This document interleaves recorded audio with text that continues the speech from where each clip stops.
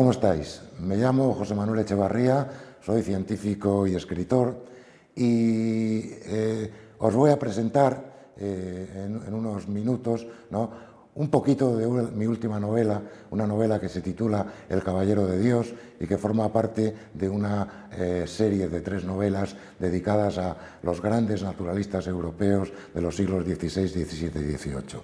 El personaje central de esta novela es Nicolás Steno, un danés que fue médico y además geólogo, bueno, ahora lo que voy a hacer es compartir con vosotros unas pocas páginas del principio de la novela para que os hagáis una idea de cómo se desarrolla.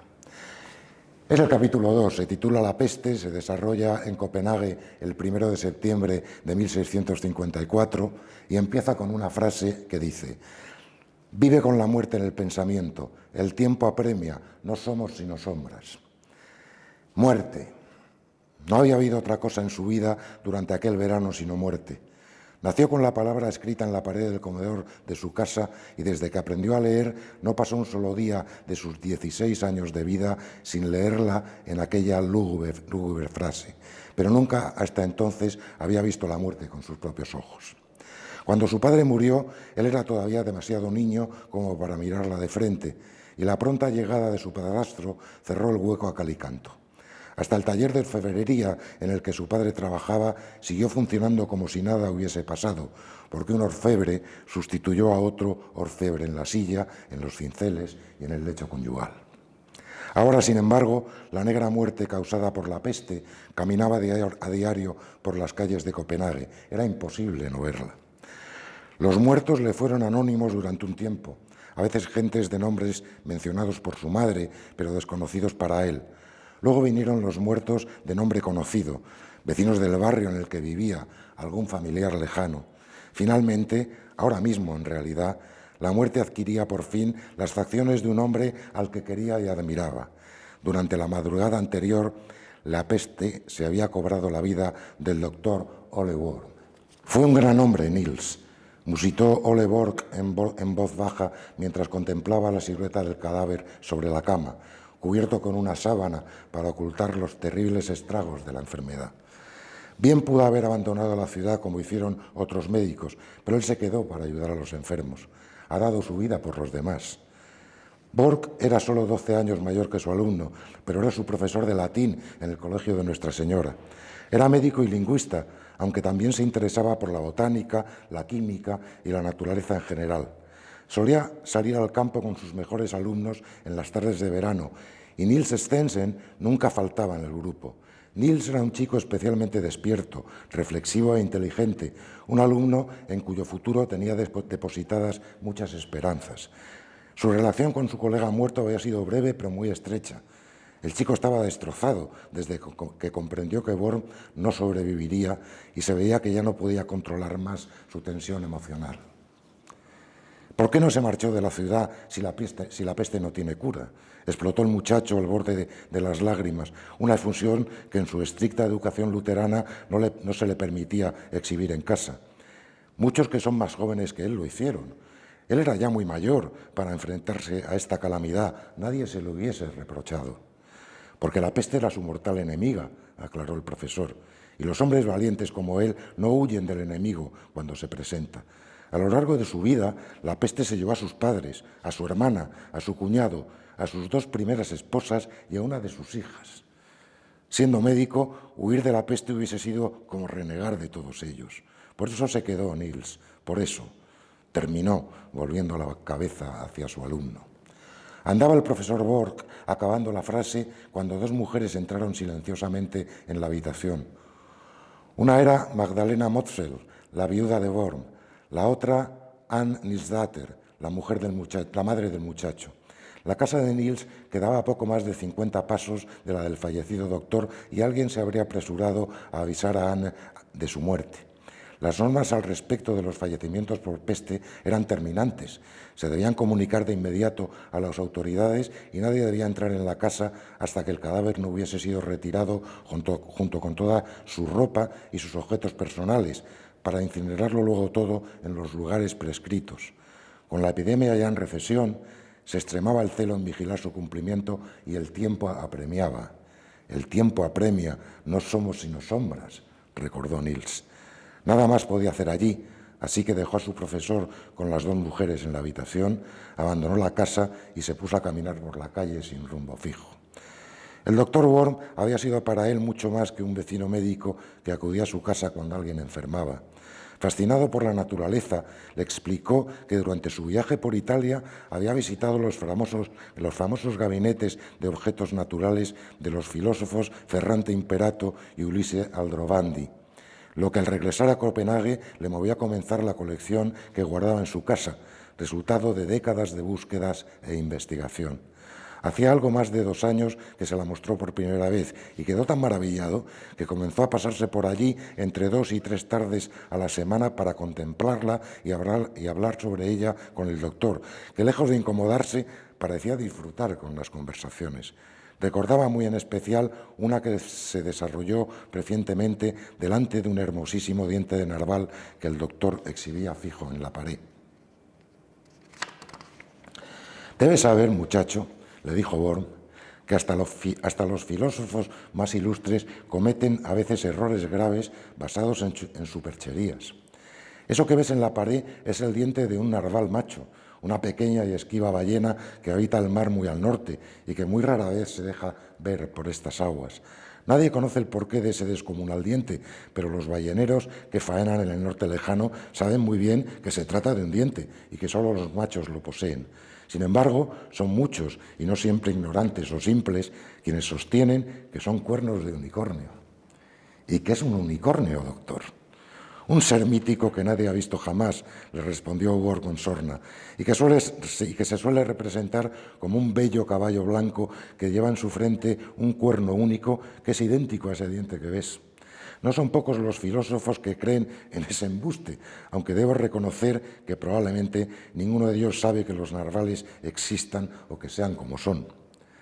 No entiendo cómo se explica eso, recordó que le dijo al doctor, más o menos con perplejidad.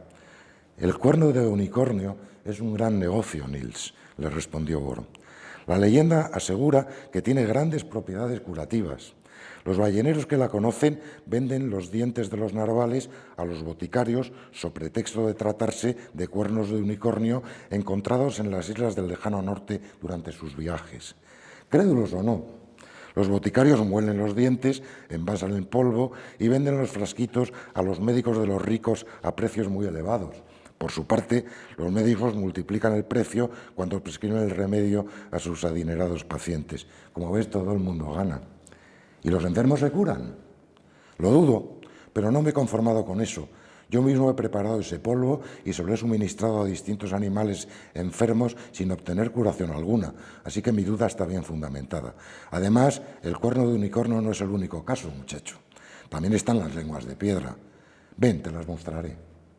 El doctor Worm se dirigió entonces hacia un mueble de pared con cajones, abrió uno y sacó 3 piedras oscuras que puso sobre una mesa.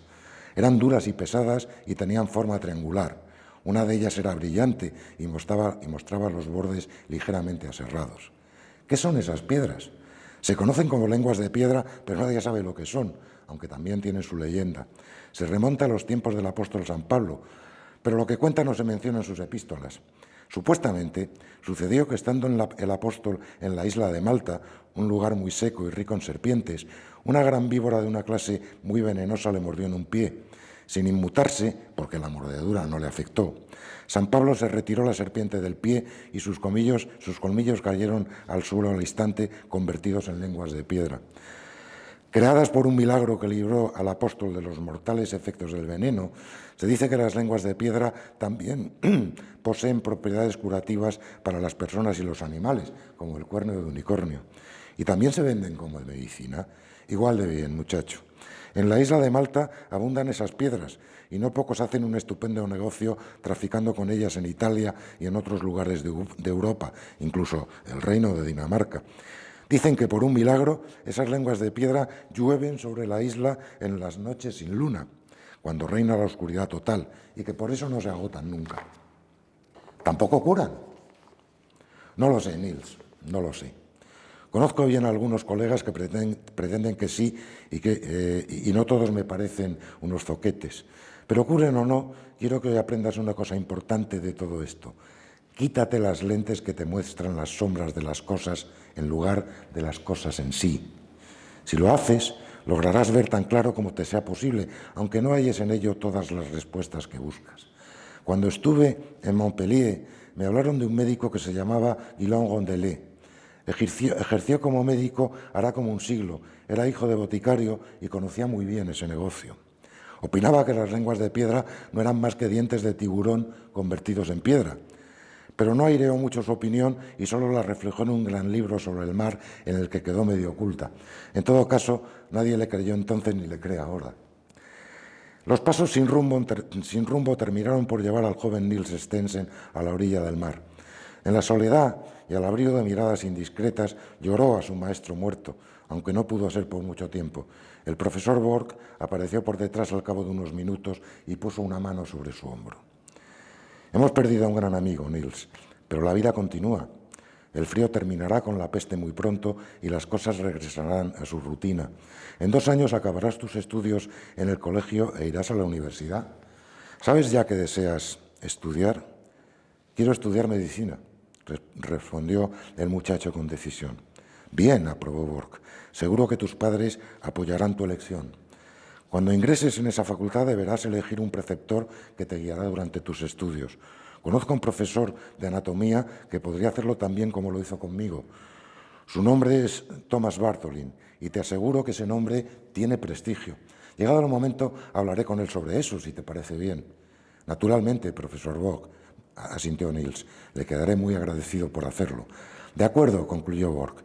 Imaginaba que tu elección sería esa, así que a partir de la próxima primavera nuestros paseos por la naturaleza serán más frecuentes. Bartholin destaca por su interés en las propiedades medicinales de las plantas y los minerales y posee una buena colección de objetos naturales. No es tan extensa como la de nuestro amigo ausente, pero es buena. Si quieres, continuaremos con nuestros experimentos sobre la precipitación, cristalización y disolución de las sales mientras estudias en la universidad y también con las lecturas de Descartes, Galileo y Bacon. Esos conocimientos te serán útiles cuando seas ya médico y además agradarán a tu preceptor.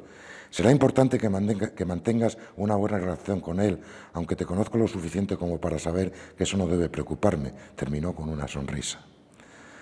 El humo de las piras sanitarias brotaba en algunos puntos de los alrededores de la ciudad cuando Niels y su profesor emprendieron el regreso hacia el hogar de Anne Slater y John Stigman, su segundo marido.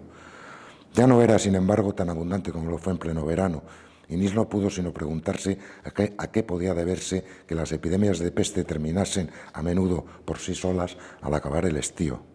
Ver las cosas en sí y no sus sombras, recordó.